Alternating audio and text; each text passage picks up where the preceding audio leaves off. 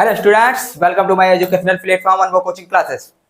Student कैसे हैं आप लोग? फिलहाल अच्छे होंगे, मस्ती में होंगे और अपनी पढ़ाई को वेरी कॉन्सेप्चुअल तरीके से कर रहे होंगे। ठीक है, तो आज हम बात करने वाले हैं क्लास 12 वाले बच्चों के लिए फिजिक्स का सेशन। ये है आप लोग के लिए। देखिए, जो बच्चे क्लास 12 में हैं और यूपी बोर्ड की तैयारी कर रहे हैं, 2024-25 यूपी बोर्ड की प्रिपरेशन कर रहे हैं, उनके लिए मैं क्लास 12 वाले बच्चों के लिए लेकर आ चुका हूँ फिजिक्स का सेशन। तो इसमें भौतिक विज्ञान के जो भी चैप्टर है, इंपॉर्टेंट चैप्टर है, हम उसके बारे में आज बात करने वाले हैं। ठीक, तो जैसा कि इसमें क्या होने वाला, देखिए जो फिजिक्स है, अभी तक कोई सेशन नहीं हुआ था उसमें हम फिजिक्स का यानी देखिए पूरा निचोड़ आपका जो पूरे चैप्टर हैं, पूरे चैप्टर इसी में हम क्लियर करेंगे और उसके बाद इसी चैप्टर इसी स्ट्रैटेजी के साथ हम इस चैनल के माध्यम से अपनी पढ़ाई करेंगे। तो देखिए आपका यूनिट 1 है। देखिए हमारा जो फिजिक्स होता है यानी भौतिक विज्ञान के दो पार्ट होते हैं, यानी दो खंड होते हैं, या फिर आप कह सकते हैं दो बुकें चलती हैं। ठीक, एक होता है आपका यूनिट खंड का यानी विद्युत से रिलेटेड, एक होता है आपका प्रकाश से रिलेटेड।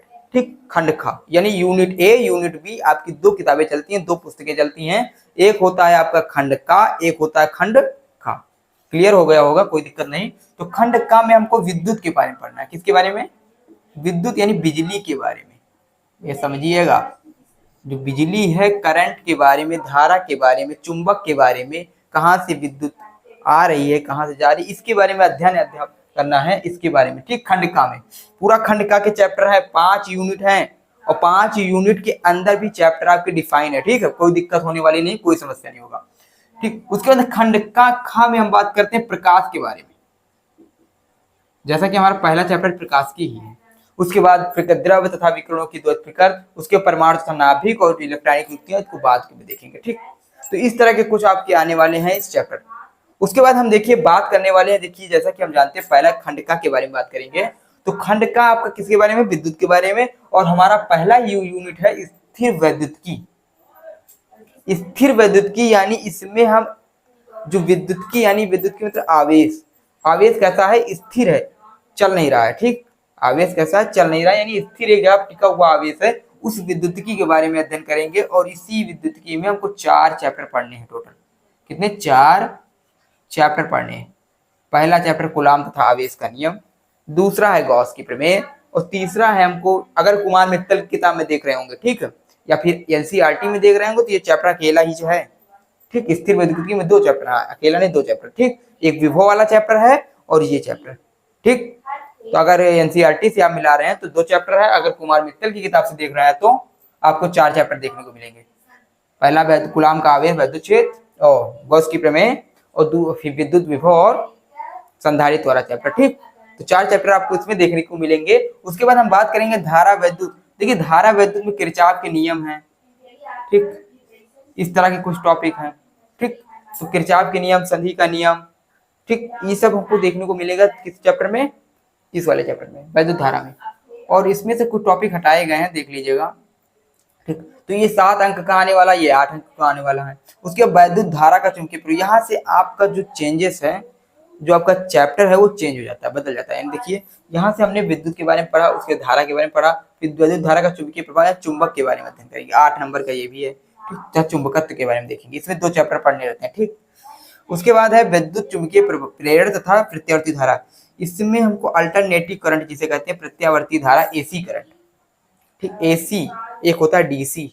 ठीक, एसी में हमको क्या करना, ये है डीसी, इसमें डीसी के बारे में पढ़ेंगे यानी डायरेक्ट करंट। ठीक, डीसी के बारे में पढ़ेंगे, इसमें एसी के बारे में पढ़ेंगे। एसी मतलब एसी नहीं, एसी मतलब है एसी करंट यानी अल्टरनेटिव करंट। ठीक, प्रत्यावर्ती धारा के बारे में अध्ययन करेंगे इसमें चैप्टर में। उसके बाद है विद्युत चुंबकीय तरंगे, ये लास्ट चैप्टर है, इसमें हम तरंग के बारे में पढ़ेंगे। और तरंग का लास्ट चैप्टर, इसमें कुछ नहीं है, 2-3 टॉपिक है, पढ़ लेंगे, कोई दिक्कत नहीं।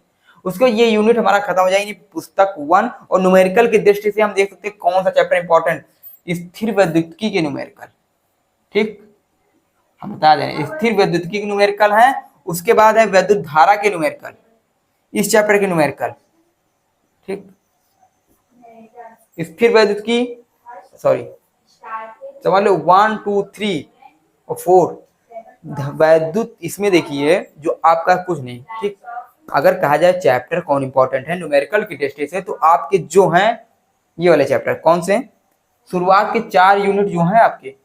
ठीक, 4 यूनिट जो हैं, उन्हीं 4 यूनिट के सारे न्यूमेरिकल इंपॉर्टेंट, ठीक। उसमें हम सूत्र बता देंगे कौन से फार्मूले की कौन से न्यूमेरिकल इंपॉर्टेंट है, बस उसी फार्मूले से आ जाए, कोई दिक्कत नहीं, ठीक। तो बस आप सब्र करिए, बस सब्र का नैया बांध न टूटे गला, किस्मत का घोटूंगा, चंद महीने बाकी हैं, ठीक। आगे आप लोग समझ आइएगा, टॉपर बनना है फिर डीएसपी बनना है, ठीक।